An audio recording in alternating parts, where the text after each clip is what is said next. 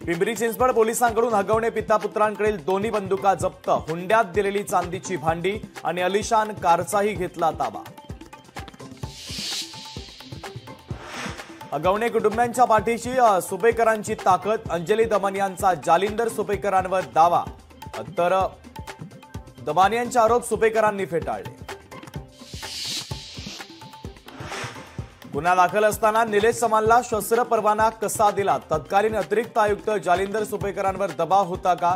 जालिंदर सुपेकरांवर कारवाई होणार का? अनेक प्रश्न उपस्थित।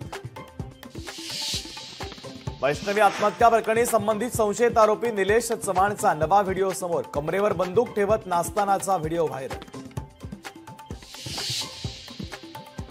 एनडीएतील घटक पक्षांची उद्या महत्त्वाची बैठक, दिल्लीमध्ये उद्या सकाळी बैठक पार पडणार। एनडीए घटक पक्षातील मुख्यमंत्री, उपमुख्यमंत्री देखील हजर राहणार। विकसित भारत हे प्रत्येक भारतीयाचं ध्येय, जेव्हा प्रत्येक राज्य विकसित होईल तेव्हाच देशाचा विकास होईल। नीती आयोगाच्या बैठकीत पंतप्रधानांचं वक्तव्य। रविवारी संपूर्ण राज्याला पावसाचा रेड अलर्ट, 28 मे पर्यंत अतिमुसळधार पावसाचा अंदाज।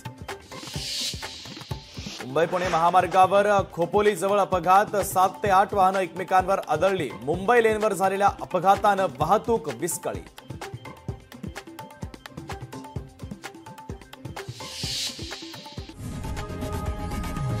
लोकशाही मराठी, ऐका, पहा, जागरूक रहा।